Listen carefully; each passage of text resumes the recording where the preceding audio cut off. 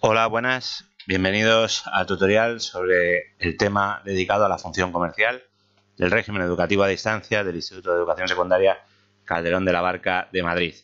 En este tema vamos a repasar los contenidos referentes a vuestro temario en relación al área comercial de la empresa. Aquí tenéis el mapa sinóptico que acompaña cada tema, como estáis viendo, y una relación de contenidos de forma ordenada en un índice que os puede resultar útil para analizar los conceptos que vamos a ver a lo largo de este tema.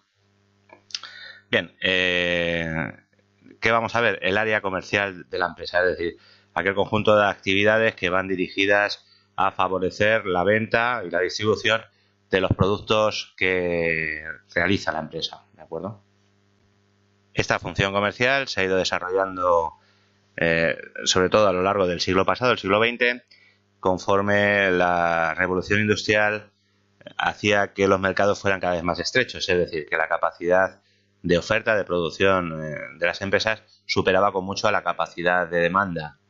Esto sumado al hecho de que las empresas empezaban a vender productos cada vez más complejos, radios, televisiones, móviles, esto hacía que cada vez había una mayor necesidad dentro de la empresa de conectarse con su target, con su público objetivo, intentando detectar necesidades insatisfechas para poder satisfacerlas mediante la obtención de un margen de beneficio. El punto 2 se dedica a la definición del mercado, concepto y clases. Es un tema, un epígrafe que hemos estado viendo en la asignatura de primero de bachillerato de economía, por lo tanto iremos rápidamente, ¿no? El mercado sabemos que es el mecanismo que conecta a compradores y vendedores para la distribución y venta de productos, de bienes y servicios, ¿no? Aquí tenéis una relación de clases de mercado atendiendo a diferentes criterios. Según la aplicación estaría el mercado de bienes de consumo o el mercado de bienes industriales con unas características, y luego según las posibilidades de expansión diferenciaríamos entre mercado actual, mercado potencial y mercado tendencial. Igualmente, según el grado de competencia, tenemos aquí el cuadro que vimos en la asignatura de primero, donde se diferenciaban diferentes tipos de mercado de acuerdo a la cantidad de oferentes y de demandantes que hubiese en el mismo. Diferenciamos, por lo tanto, entre mercados de competencia perfecta y mercados de competencia imperfecta, que son los más habituales, sin duda alguna, los existentes en la realidad, y que son todos aquellos que no son competencia perfecta por el hecho de cualquier fallo de mercado que hace que esta competencia perfecta no sea posible.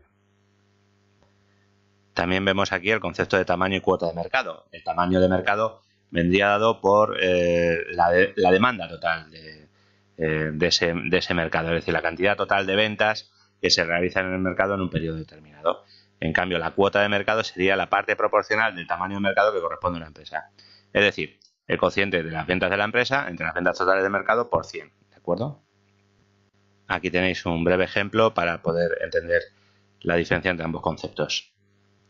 Pasamos en el tema 3 a un aspecto central de nuestro tema, la investigación comercial y el estudio de mercado. Veréis varias preguntas en el aula virtual referente a este punto.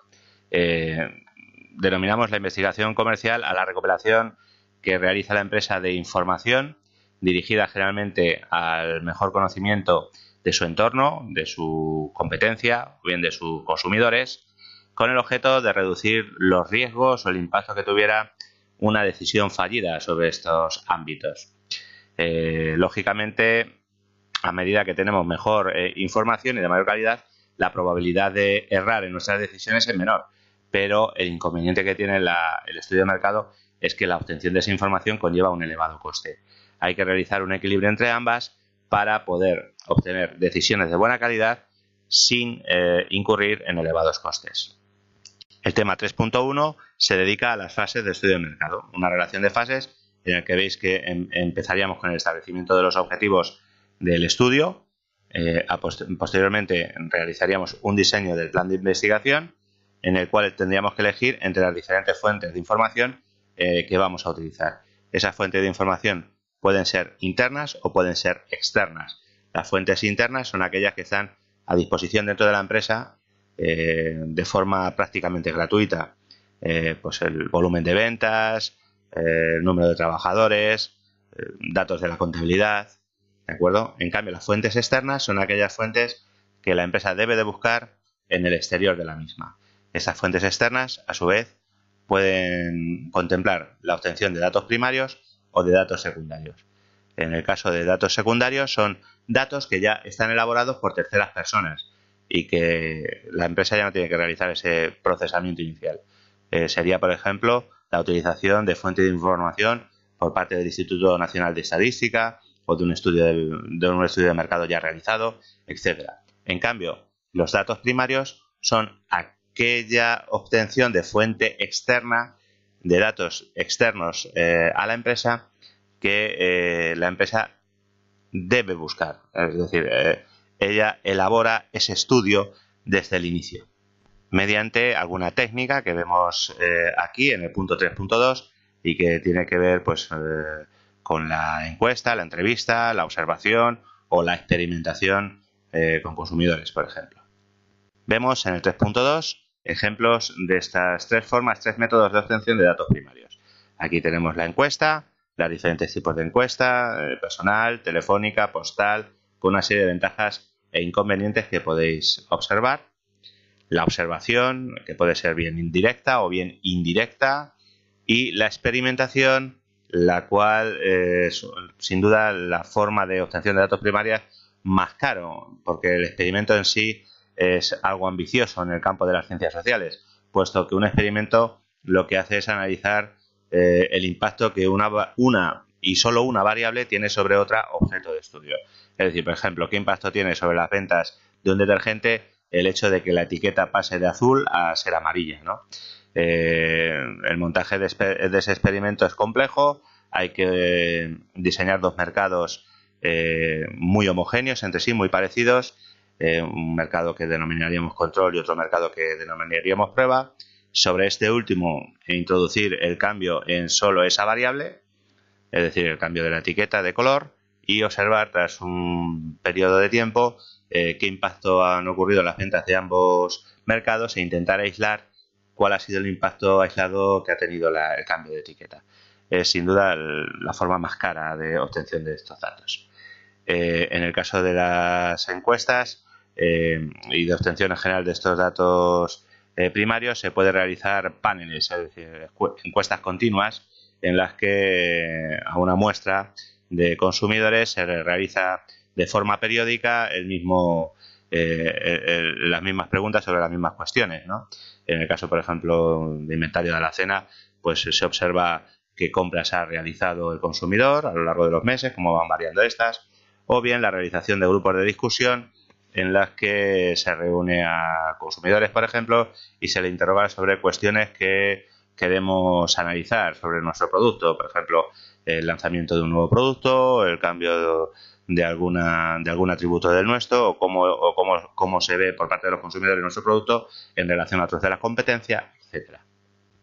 Bien, tenéis para terminar aquí un cuadro que resume la información comercial de la empresa y dentro del subsistema de la información comercial y la investigación comercial, las diferentes fases que hemos visto, desde el establecimiento de objetivos, diseño del plan de investigación, la obtención de los datos y el análisis de la información, y la diferenciación que hemos hecho entre datos primarios y datos secundarios. El punto 4 también se dedica a un tema esencial para nuestro temario, que es la segmentación del mercado. En ocasiones a la empresa le es más interesante segmentar, dividir su posible demanda en grupos homogéneos a los cuales dirigir de forma más eficaz sus acciones de marketing. Eso precisamente es un segmento. Un segmento es un grupo homogéneo que comparte ciertas características comunes a todos ellos, elegida de acuerdo a determinados criterios, sexo, edad, renta, nivel de estudios, etcétera, los cuales aíslo para poder incidir sobre ellos con determinadas acciones de marketing. En esta página vemos una serie de criterios sobre tipos de segmentación, los más conocidos, desde la segmentación demográfica por edad, la que se puede ver aquí en el ejemplo que se da entre perfumes para señores y para señoras, o bien los juguetes por edad, menos de 2 años, más de 6, etcétera. La segmentación geográfica, cuando lo que precisamos es aislar a consumidores de determinada región, determinado municipio o provincia. La segmentación psicográfica, en donde agrupamos a los consumidores de acuerdo a otros criterios, como es el estilo de vida o la personalidad, la clase social, ¿de acuerdo? El nivel de renta, creencias, valores. O bien, por último, la segmentación conductual, en donde agrupamos a los consumidores de acuerdo a las conductas que muestran en su comportamiento en el mercado, ¿no? La actitud hacia el producto, el uso que hace del mismo, etcétera. Lógicamente, esta estrategia de segmentación contempla determinadas ventajas e inconvenientes, ¿no? Las ventajas, lógicamente, es realizar un mensaje más nítido y dirigido al grupo en concreto al cual nos queremos referir, ¿no? Y el cual nos diferencia del resto de competidores. Básicamente, esa sería la ventaja principal, ¿no? Un mensaje, una comunicación más eficaz con nuestro target, con nuestro mercado objetivo. Pero, lógicamente, también hay un inconveniente básico, y es que al segmentar el mercado, lo que hacemos es redefinir mucho el producto y realizar un producto diferenciado y un mensaje diferenciado para cada uno de los segmentos en ocasiones, lo cual conlleva la imposibilidad de alcanzar mayores niveles de producción que tendrían un mejor impacto sobre nuestros costes. Es decir, en ocasiones segmentar lógicamente perjudica la consecución de economías de escala y en general lo que va a traer es la producción a unos costes medios unitarios mayores. Por eso, dado estos ventajas y estos inconvenientes, podemos optar por diferentes estrategias básicas en cuanto a la segmentación. Podremos optar por una estrategia indiferenciada, donde lo que vamos a hacer es no segmentar y lanzar el mismo producto al mercado en su conjunto, ¿de acuerdo? De tal manera que nuestro producto lo que busca es una elevada especialización en el mercado, una elevada penetración en el mismo, un nivel alto de ventas y con ello una consecución de costes unitarios, costes medios menores. También podemos optar por una estrategia diferenciada en el cual realizaríamos un producto diferenciado con un mensaje diferenciado para cada segmento de mercado al cual nos dirigimos, ¿de acuerdo? Pues es el caso, por ejemplo, de la automoción. Y también, por último, podríamos optar por una estrategia concentrada, es decir, realizar un mensaje sobre un solo segmento en el cual nos especializamos de manera única, ¿de acuerdo? En vez de lanzar varios mensajes a diferentes segmentos, lo que hacemos es especializarnos en uno y concentrar en él nuestros esfuerzos.